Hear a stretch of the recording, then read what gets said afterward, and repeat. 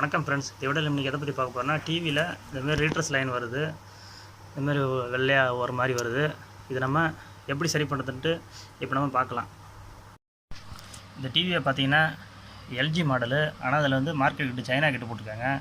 இது நம்ம இப்போ டிவியை கைட்டிக்கலாம். பின்பக்கம் வந்து பார்த்துட்டு என்ன செய்யுதுன்ட்டு பார்க்கலாம். இந்த டிவியோட பின்பக்கம் பார்த்தீங்கன்னா போர்டு வந்து இந்த போர்டு தான் மாட்டியிருக்காங்க, இந்த சைடு போர்டு தான் மாட்டிருக்காங்க. இதில் பார்த்தீங்கன்னா இங்கே வருங்க எல்ஓடி பக்கம் அந்த ரீட்டர்ஸ் லைன் வர்றதுக்காக வர லைன் சைடு வந்து இந்த பக்கம் தான். இந்த சைடு பார்த்தீங்கன்னா இந்த கண்டென்சர் வந்து ஒப்பிருக்கு. இந்த கண்டென்சர் கழிச்சிட்டு வேறு கண்டென்சரை மாற்றிக்கலாம். இந்த இடத்துல இருக்க கண்டென்சரை பார்த்தீங்கன்னா 10 MFT 250 வோல்ட்டு. அதுக்கு பதில் நம்ம இப்போ புது கண்டென்சர் ஒன்று இருக்குது.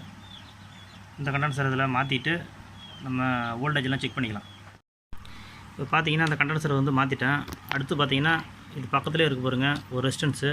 இந்த ரெசிஸ்டன்ஸ் பார்த்தீங்கன்னா 220K, அதாவது ரெட்டு ஆரஞ்சு இருக்கும். இது வந்து சரியாக இருக்கான்னு பார்த்துக்கலாம். அதுக்கப்புறம் இதே லைனில் இருக்கிற இந்த டயோடு ஒன்று பாருங்கள். இந்த டயோடு, இந்த ரெசிஸ்டன்ஸு இதெல்லாம் சரியாக இருக்கான்னு பார்த்துட்டு இதாக இருந்துச்சுன்னா மாற்றிக்கலாம். அதுக்கு முன்னாடி என்ன பண்ணணும்னா, இந்த பின்பக்கம் பார்த்தீங்கன்னா இந்த ரெசிஸ்டன்ஸ் இருக்கிற இடம் இந்த இடம் தான். ரெசிஸ்டன்ஸை ஒரு பக்கம் வந்து ட்ரை பண்ணிக்கலாம். அதேமாதிரி இந்த டயோடு இருக்குது பாருங்க, இந்த இடத்துல வந்து டயோடு இருக்குது இந்த ரெண்டு பின்னிலையும்.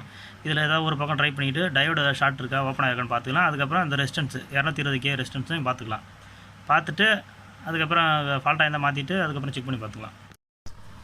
இப்போ நான் என்ன பண்ணுறேன், இது ட்ரை பண்ணி எடுத்துட்டேன். ட்ரை பண்ணியிருந்தால் இந்த டயோடு இருந்த இடம் வந்து, இது வந்து ரெசிஸ்டன்ஸ் இருந்த இடம். இந்த ரெண்டு சைடு பார்த்தீங்கன்னா இங்கே பாருங்க, இது ரெண்டு ரெசிஸ்டன்ஸ் உள்ள இடம். இப்போ நான் வந்து ஃபஸ்ட்டு டயோடை செக் பண்ணுறேன். டயோடை செக் பண்ணுறதுக்கு மல்டிமீட்டரை கண்டினியூட்டி மோடில் வச்சுருக்கேன். டயோடு ஷார்ட் ஆகிருக்கான்னு பார்க்கலாம். டயோடு எதாவது வேல்யூ காட்டணும். இப்போ பாருங்கள், கீழே பார்த்தீங்கன்னா ஷார்ட்டாக 22 ohms காட்டுது. டயோடு ஷார்ட் ஆகிருக்கு. அடுத்தது இந்த ரெசிஸ்டன்ஸ் பார்க்கலாம். ரெசிஸ்டன்ஸ் வந்து 220K சொன்னேன். அதனால் நான் இதில் வந்து 2000 K வச்சுக்கிறேன். 2000, அதாவது கிலோ ஓம்ஸு. 2000 கிலோ ஓம்ஸில் வச்சு இப்போ நம்ம அந்த ரெசிஸ்டன்ஸை செக் பண்ணலாம். ரெசிஸ்டன்ஸை செக் பண்ணோன்னா வேல்யூ வந்து காமிக்கல. ரெசிஸ்டன்ஸ் வந்து ஓப்பன் ஆகிருக்கு. அதனால் இது ரெண்டையும் மாற்றிக்கலாம். இதை நான் மாற்றுறதுக்கு என்ன, இப்போ நான் அந்த ரெசிஸ்டன்ஸை கைட்டு அதே சேம் ஈக்குவலான போர்டில் இருக்கிற அந்த பழசு தானே எடுத்துருக்கேன். புதுசு என்டர்லங்கிறதால அந்த பழசு அந்த ஒரு டயோடு ஒரு ரெசிஸ்டன்ஸு எடுத்துருக்கேன்.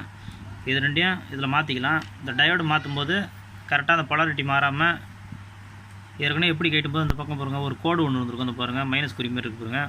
அது வந்து இந்த சைடு இந்த பக்கம் ஒரு கோடு மாரி ஒன்று தெரியுது பாருங்கள். இது மாறாமல் கரெக்டாக வந்து இப்போ நான் வந்து இதை பற்ற வச்சு எடுத்துக்கிறேன். இப்போ நான் அந்த டயோடு வந்து கரெக்டாக அந்த பொலாரிட்டி மாறாமல் கரெக்டாக இதை வந்து பற்ற வச்சுட்டேன். அதேமாதிரி இதில் நம்ம என்ன மாற்றினா ஒரு கண்டென்சர் மாற்றிருக்கோம். இதில் வந்து 220K ஒரு ரெசிஸ்டன்ஸ் பாருங்கள், உள் பக்கம் பார்த்தா தெரியும். இந்த ரெசிஸ்டன்ஸ் ஒன்று மாற்றிருக்கோம். இப்போ நம்ம வந்து பேசிக்காக வர வோல்டேஜ் எல்லாம் கரெக்டாக வருதான்னு பார்த்து டிவி ஆன் ஆகுதானு செக் பண்ணிக்கலாம். இப்போ நான் மல்டிமீட்டரை DC 200 வச்சுருக்கேன். 200 வச்சுட்டு இப்போ பவர் கார்டு ஆன் பண்ணி எவ்வளோ வோல்டேஜ் வருதுன்னு இப்போ நம்ம செக் பண்ணி பார்த்துக்கலாம். இப்போ நம்ம இப்போ இதில் பவர் கார்டை வந்து ஆன் பண்ணிட்டோம். இப்போ வோல்டேஜை செக் பண்ணி பார்த்துக்கலாம். நம்ம பார்த்திங்கன்னா டிவி ஆன் ஆகிருக்கு. இப்போ பார்த்திங்கன்னா நெகட்டிவ் லைன் வச்சுட்டு இந்த வோல்டேஜை பார்த்துக்கலாம். இது எவ்வளோ வருதுன்ட்டு. இது பார்த்திங்கன்னா 111 வருது. இது ஓகே. அடுத்தது பார்த்திங்கன்னா 27. அடுத்த வோல்டேஜ் பார்த்திங்கன்னா 10.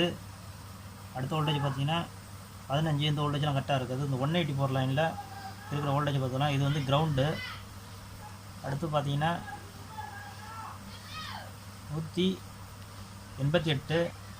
இந்த வோல்டேஜ் வந்து ஏசி வோல்டேஜ் வரும் நடுப்புற ஹீட்டருக்கு போகிறது. அதனால் ஏசி 200 வச்சுக்கிறேன்.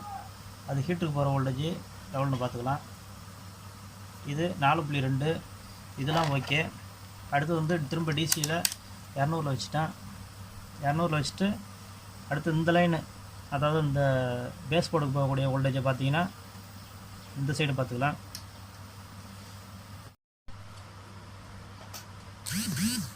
பேஸ் போர்டுக்கு போகிற வோல்டேஜ்